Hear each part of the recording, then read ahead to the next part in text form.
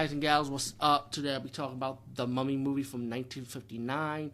This is the Hammer version of the Mummy, and the reason why I'm talking about the Hammer style Mummy movies is because with the Tom Cruise Mummy movie coming out this year, so I decided to talk about the Hammer ones instead of the Universal ones, because everybody talks about the Universal Mummy movies. Everybody talks about the new one with Brendan Fraser that came out years ago. So I decided, and there will be other Mummy movies from different Mummy different companies that make horror movies about the Mummy genre. But I want to stick with the Hammer style because not a lot of people talk about Hammer style movies that much. Mainly will be like the vampires or the ones that are most popular. So I feel like the Hammer Mummy movies are pretty underrated, to be honest with you. And one of them I did talk about.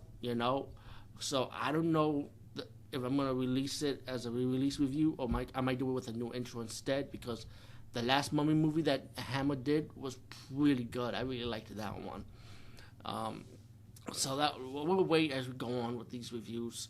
But let's start with the first movie, The Mummy from 1959, and the movie is about these archaeologists. They discover this tomb of this guardian, this priest. And one of the Egyptian people did not like what they were doing. As the movie progressed, one of the archaeologists saw something that he should have not seen, and they went back to England. Years later, the Egyptian guy that wanted revenge, teach these guys a lesson for desecrating the tomb, he decided to come back with the Egyptian mummy with him to England, and when the coffin fell to the bog by mistake, the Egyptian guy used the scroll of life to wake up the mummy, and the mummy's mission is to kill the three people that was the desecration, the tomb, pretty much, of this mummy. So when the mummy started killing the other two people, including the Peter Cushing's character, his father's in the movie, right? His character killed him. The movie ended up leading up to a flashback about who this mummy is and how he was the high priest, how he was in love with the princess, and it led to him like desecrating the tomb of the princess, where he broke the seal, which he was not supposed to do, trying to bring her back to life. The king of Egypt and his guardians discovered that the high priest was doing this, so they cut his tongue out and they made him into a mummy himself. And so that's how he was punished.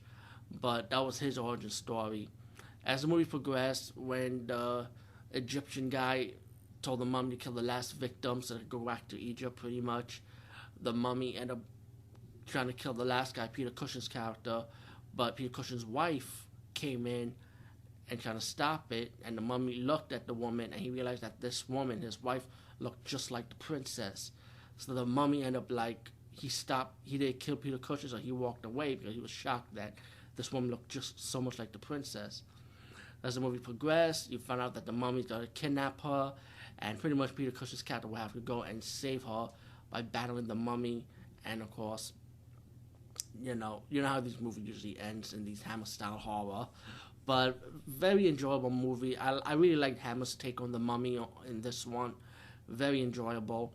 Highly recommend this one. Anyway, peace, guys, and see you later.